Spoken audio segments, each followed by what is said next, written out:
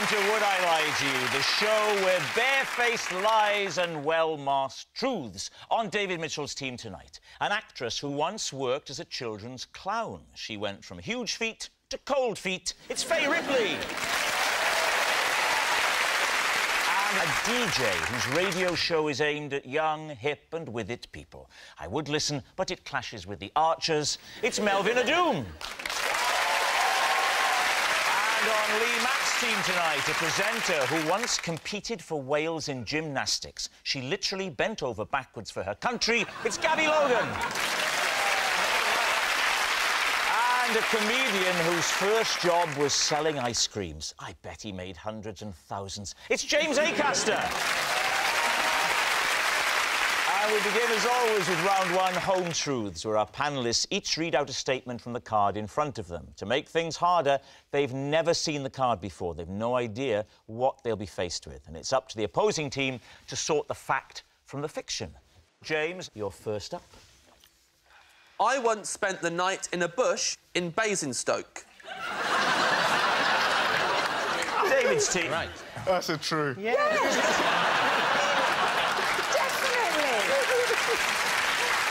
Definitely. Why were you spending the night in a bush in Basingstoke? I missed my train. Where do you live? Well, at the time, I lived in Kettering in Northamptonshire, Right. Rose of the Shires. Why didn't you go to a luxury hotel? Well, David, at the time, I had no money in my wallet at all, and my phone was dead. I had no way of contacting anyone. That certainly adds up. Why a bush? Why not a bench or, like, somewhere warmer than a bush? Well, Is a bench warmer than a bush? I would say a bush is I would warmer have than thought a a bench. bench is definitely colder than a bush. It's more exposed. there's an old saying, you're warmer in a bush than on a bench. So where was the bush? Paint the picture of the local It was right area. in front of the train station. And there was, like, a little, like, pick-up point for taxis and stuff, and then it went down a little bit to the road, and then right in front of the road, just a load of bushes. So you didn't look for a long time for a particularly comfy spot? I'll level with you, David. The amount of time it took me to decide to sleep in the bush was embarrassingly short. Right. Was it? Now, that does surprise me. It was a quick decision. You've missed your train, and you go, right, that's it, and you immediately, like, 14 seconds later, you're snoring. Well, I actually didn't get to sleep. It was scary. I was freezing, actually. Even though the bush... It was a nice, roomy bush. Can you remember the shape of the leaves? It was like small, little Basingstoke leaves. Individual leaves? Yeah. Variegated? OK. You have to explain what that word means. It means there's sort of, there's a sort of white bit on the outside, I think. I wasn't paying attention to the leaves. I had bigger problems at the time. I wasn't sitting in the bush going, one day, I may have to justify this entire experience on what I like to. I better memorise the leaves and whether they're gentrified or whatever you said.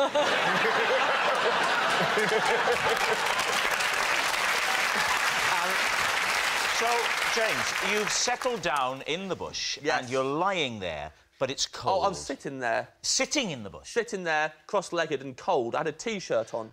How are you going to go to sleep sitting? I was scared. What so were you I hadn't scared really... of? Oh, it was Friday night in Basingstoke. There were hoodlums around. And all you had on was a T-shirt. And jeans. And jeans, of course. Yes. I still feel like the bench is warmer. So, did anybody hear you in the bush and come and At investigate? one point they did. At one point some hoodlums stopped outside the bush. They said, you know what we haven't done in a while? we haven't beaten someone up in a while.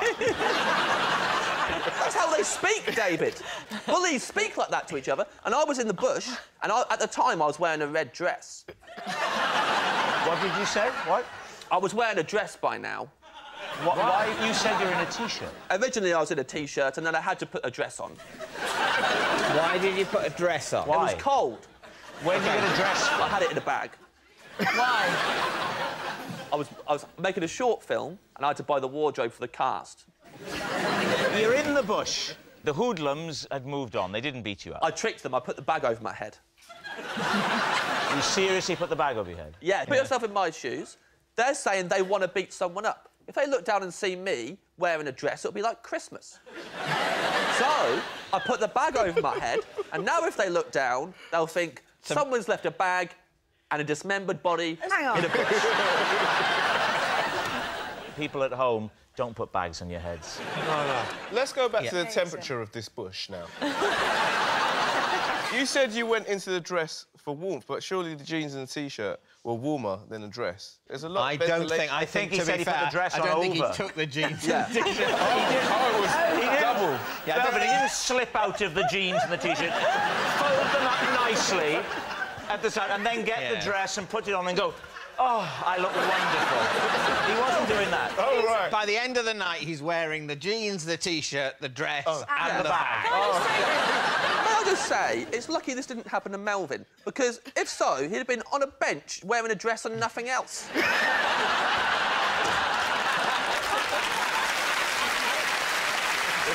Let's go for a guess. Is he telling the truth? Melvin, what do you think? I think, looking at James, I can believe that he could put on a dress with a bag over his jeans and T-shirt, but a man that picks a bush over a bench, I can't trust. So on that basis, it's a lie. Oh. Faye. I've got to absolutely say it's true. I'm believing every element, really. I'm going to go true. True. Yeah. You're saying true. Right. James, was it true or was it a lie? It's true. Yes, it's true. James did once spend the night in a bush in Basingstoke. Melvin, you're next. OK. At school, I used to regularly pay my friend to clean my rubbers. You used to pay your friends to clean your rubbers. It was just one friend. How dirty can a rubber get? Nobody cleans a Oh, rubber. they get dirty, my friend. Do they? Oh, yes. What, full of what? Just lead, mainly? Full of, yeah, lead. Don't you rub a dirty rubber against a clean piece of paper and it sort of cleans itself? No, what The you're dirt. describing is the action of cleaning a rubber. Rubber? Yeah. Wait, That is how you clean a Oh, I rubber. see, but you weren't That's even not willing the to do same as that. No, it what- cleans itself. That's like saying, why do you need to clean a car? You just wipe it all over and it cleans itself.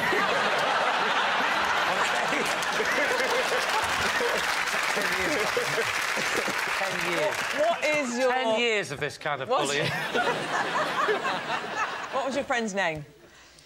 Edis. What? Edis? What? Edis, it's a Turkish name. How old were you? Like, it's primary school, so probably like 10. So 10 years old. And why couldn't you have just done that action of just rubbing it against a blank piece of paper to just... Well, he did it as, like, a service to everyone. How much did you pay him? Like a pound a rubber. A pound of rubber?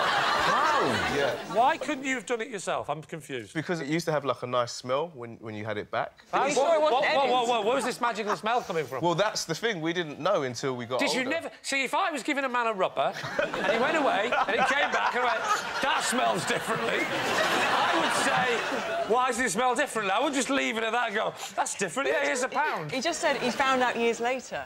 He was using, like, car air freshener to spray it. Oh, It was a lovely. great service, so Yeah. you were cool if you had a fresh rubber. But how much would a new rubber have cost? Probably about 10p. How many times did you pay him a pound to clean your rubber? Like, probably happened, like, once every 2 months or something like What? So, and this went on for how long? that. For ages, like, for I'll years. treat myself. And he was doing it... He was I'm making going to get quite... it nice. I'm going to get the rubber nicely cleaned and scented for the weekend. Did Edis clean any other stationary items? Not that I can remember, but he used to do something else with stationery, but I can't remember what that was. He didn't sharpen your pencils in a very interesting way, did he? It was something like he would organise your pencil case, but I can't remember. Organise your... So... I'm picturing Edis with a little suit and a briefcase. Hello, guys. How you doing? It's me again, it's Edis. I'm here to clean your rubbers or organise your... And you're going like during the corner going, oh, hang on, girls, I was chatting you up, but I want to sort out my pencil case. Just wait. Tell me some more, Edis. That's exactly where the economy's going, isn't it? Nobody makes things anymore. We just provide pointless services. I'm a party planner. I'm a pencil case organiser. I shout on panel shows. We used to make steel.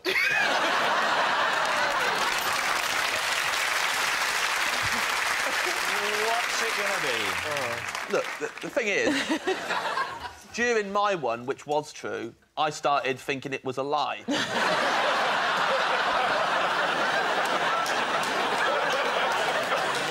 So I haven't got a clue anymore. I actually kind of think it sounds true, but then for that reason, I want to say it's a lie. You've been a big help, thank you.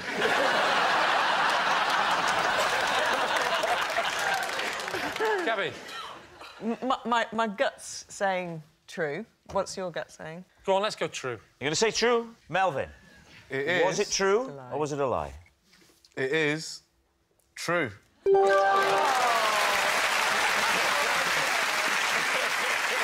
Our next round is called This Is My, where we bring on a mystery guest who has a close connection to one of our panellists. Now, this week, each of Lee's team will claim it's them that has the genuine connection to the guest, and it's up to David's team to spot who's telling the truth. So please welcome this week's special guest, Mick.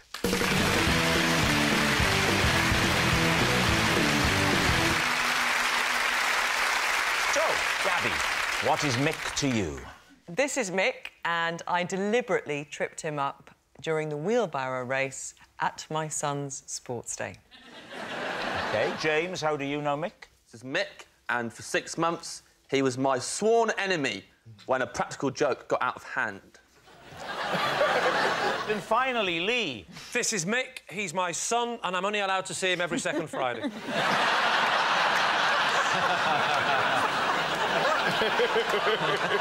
Sorry, no, that's not it. This is Mick. I once took him home from nursery instead of my own son. So there we have it.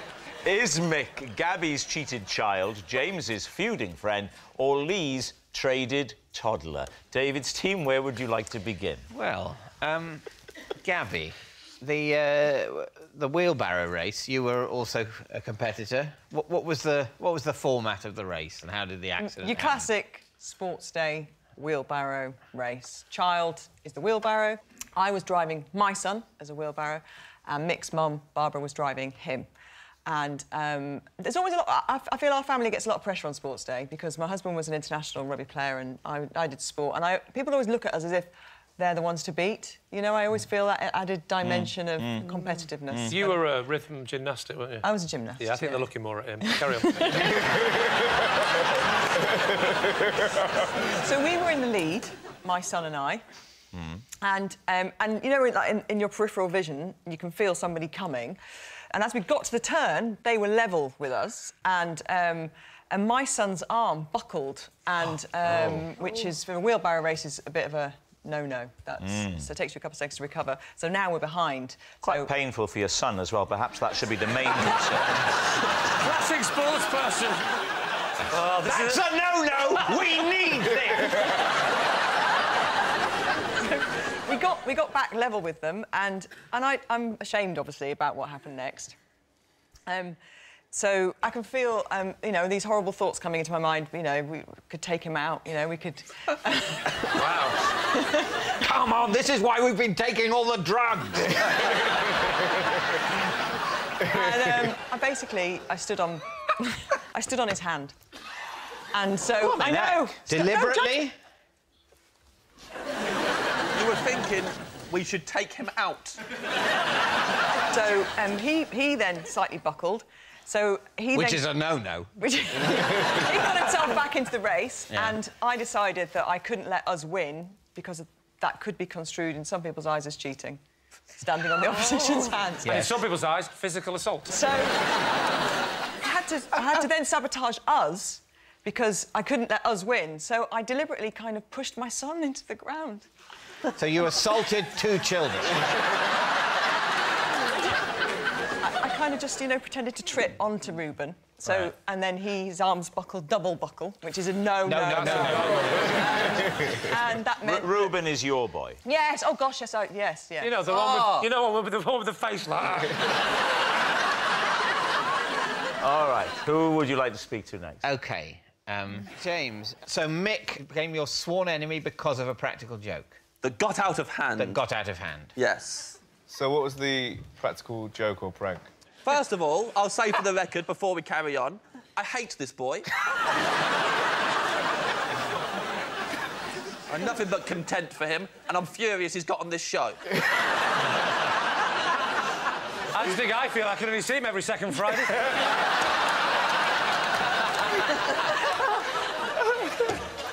So what was the practical joke, James? He put cabbage leaves in my bed. How did he get in your room? I was staying at his house.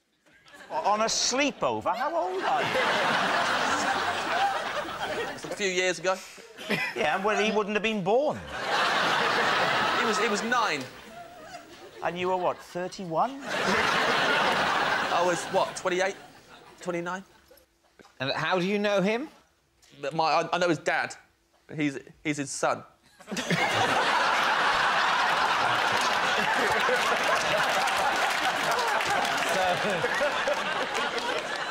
And you were staying at their house? Yes. Why did he put cabbage leaves? Why is that a thing? Well, it's not a thing until he started doing it. Yeah. There's something severely wrong with him. I don't know why he started... But you say this kind of started stunt. doing it? Was Yeah. What do you mean, start? This is a one occasion when you're is it? staying there. Well, I don't know. This is the first of many, David. I said got out of hand. I do not use those words lightly. So you regularly stay at the house of... Oh, no. Oh. This little man does not restrict these pranks to his own house. He has no respect for anyone's privacy and will cross any boundaries available to him. I hate him with all my heart. Yeah.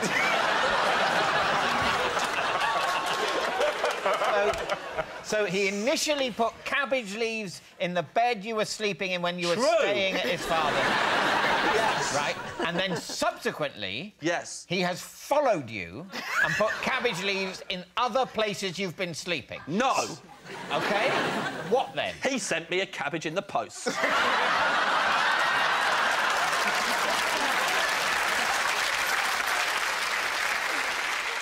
He sent me half a cabbage, cling-filmed, in a box. I was out when they delivered it. I had to go to the post office to pick it up.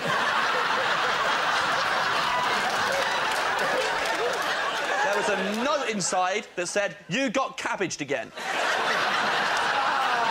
So, OK, so he's doing that. Did you, bearing in mind that this is a minor, did you at any... It was a major, as far as I'm concerned. Did you at any point retaliate? Yeah, but it took me 6 months. What did you do? After 6 months of this... But you say 6 months of this. Yeah. What is this? There's the initial cabbage leaves in the bed at his house. Yeah. And there's the posted half cabbage. Yeah. Anything else? His granddad cabbaged me to my face. What does that mean? He gave me a present. It was all wrapped up nice. I thought it was a nice present. I unwrapped it. It was another half a cabbage wrapped in cling film. Members of the public started cabbaging me. I made the mistake of talking about it on the radio, and then everyone got the idea that I couldn't turn up to a gig without there being a cabbage hidden somewhere in my dressing room. Well, thank God you're playing safe and not saying it on telly, eh? Yeah.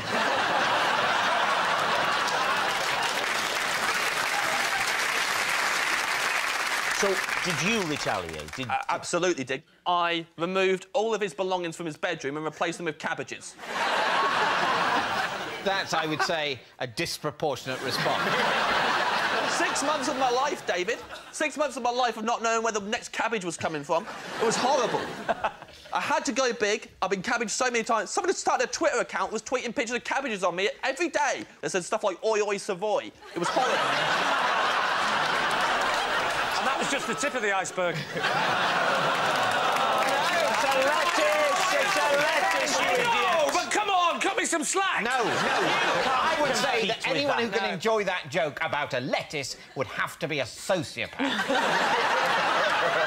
All right, on to Lee. Lee, remind us of your story. This is Mick. I once took him home from nursery instead of my own son. Why did you not recognise your own son by using your eyes and knowing what he looks like? I do recognise my own son, but we had this new pram, and the pram... I put him in the pram. He was very young at the time, because, well, you have to go to nursery. And I put him in the pram. At nursery? Not a pram, a It's a pushchair. buggy. A pram when they're sort of tiny. A pushchair, you made one mistake. You say lettuce instead of cabbage. They're on your back. You say pram instead of pushchair. I get to see him every other week. I'm stressed. I put him in the pushchair, and then I got chatting to all the other mums and dads and stuff. Got chatting, turned round. Little did I realise that one of the other parents had exactly the same pushchair, and because he was asleep, I just didn't bother talking to him because I thought he was asleep. Pushed him and got all the way home. Long walk as well, because he goes to school in London and we live in Aberdeen. How long was it before you realised? Probably Glasgow. It was about... believe it or not, preferably do. Yeah, that's very much the question. Believe it or not, it was as I went into the front door and I pushed him towards my wife, who was coming towards me, and she said, "That is not my son."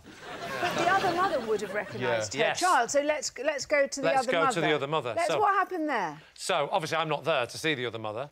No, but presumably in the police interview later, you've gone through those details. No, I knew it would be a bit of a nerve-wracking experience, so I thought I'd better play safe and just keep him, and that's what we did. We just ended up bringing up another child. So I got into the house, pushed him into the house. My wife said, "That's not my son." So I went, "Oh!" I realised immediately what had happened, obviously. I turned round and I raced back to the school very quickly. So I got in just in time for them to go, "What are you?"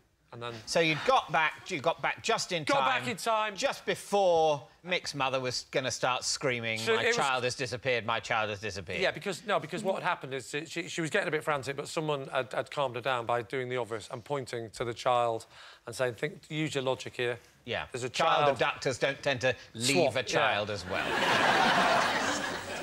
So, David's team. Is Mick Gabby's cheated child? Maybe. James's feuding friend? Maybe. Or Lee's traded toddler? No.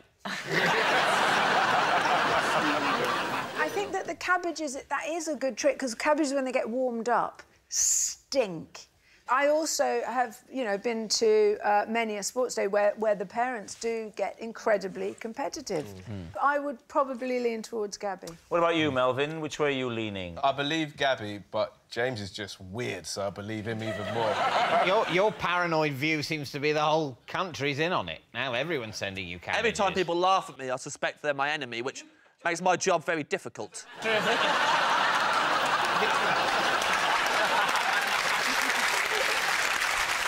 You think Gabby, but James even more. And David thinks it's me, so... Yeah. Oh, I don't know. James. You're going for James. Mick, would you please reveal your true identity? I'm Mick, and I am James's worst enemy.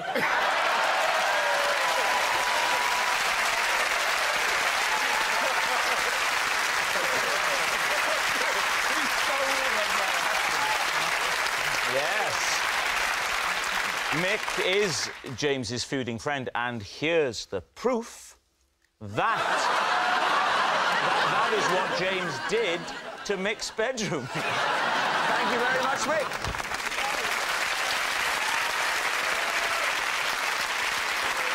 Which brings us to our final round, quickfire lies, and we start with... It's David. I recently ended up in A&E after attempting to use a sledgehammer to crack a nut. Lee's team. Right. First of all, what type of nut was it? A walnut. Of course. A walnut. Did you use the floor or the wall? I used a bit of kitchen surface. What is your work surface made from? Well, at home... No, in your shed. What is your kitchen work surface made from in your kitchen? It's a sort of... I don't really know. OK. Why did you have a sledgehammer in the kitchen? Well, it was... But I didn't. Oh, so it's not true? This didn't happen. Oh, OK. Wow, we've broken quickly tonight, didn't we?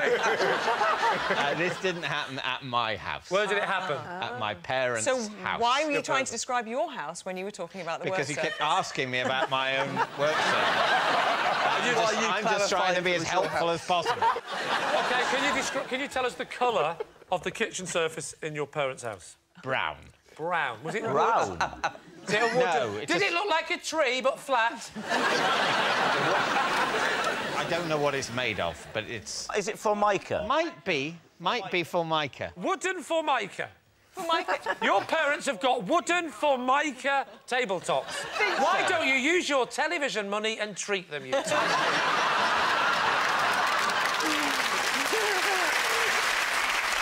So there's a walnut in your parents' house. Yeah, there you, is. for whatever reason, maybe hunger, want to open it. Yeah, yeah. There's a sledgehammer. Why is the sledgehammer in your mum and dad, apart from the fact that he knew you were coming round?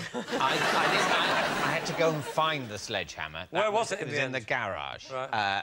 We couldn't find any nutcrackers. Well, your parents... We your parents were witnessing this? Yes, I wasn't on my own in my parents' house, smashing away at my hand like a maniac. It seems to me that on the evolutionary scale between nutcracker and sledgehammer, there are some other things you might find lying about the house. I wouldn't... Well, and 3 shattered iPads later, I found the sledgehammer. Who was there, by the way, in this? Who was witnessing this? There were... my parents were there, my brother, his wife, my wife. Peter Gabriel. David's not going to get that joke. Do you want me to explain? Are you all right with that, David? Sledgehammer. Oh, sledgehammer! Oh, yeah. There you go. Sorry, I'll rephrase that. Rob and David aren't going to get this joke. I have no idea, but there wasn't anyone called Peter Gabriel. OK, now, we know that this story ends with you in accident and emergency. Yes. How did that happen? Well, I'd cracked a few nuts with this sledgehammer, and then maybe I got a bit cocky. Oh. And I, you know, and I left my thumb in the way. Oh, no. And it was carnage. Sorry, is it really... The thumb. Can we have a look? All right. No. When was this before we looked? This Christmas, just gone? It was this Christmas, yes. So they should look pretty bad, this thumb, Well, shouldn't actually, they? It was, there will well, be it's- scarring. What happened? Was it... You'll find there's absolutely no visible scarring. And neither is there on that one. What a credit to our National Health Service, ladies and gentlemen. Everyone was absolutely marvellous. It's weird. One might almost say miraculous. Did they say any bones were broken in your thumb? They X-rayed it, and fortunately not. They said, in a few months, you won't be able to tell this has happened. Of course. In essence... Hey, they were right. No. They were spot on. All right, what are you thinking, Lee? Has this been the truth, has he made it up? There's bits of it, but... Well, the bits that are true are that he's got thumbs. I believed everything until we looked at his thumbs.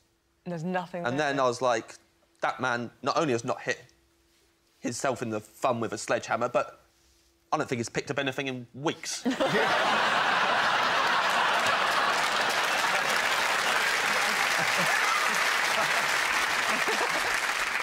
think lie, don't you? I would say that it's a lie. You're saying it's a lie. David, truth or lie? It is a lie. Yes, it's a lie. Well, that noise signals time is up. It's the end of the show. And I can reveal that it's a draw. Thank you for watching. See you next time. Good night.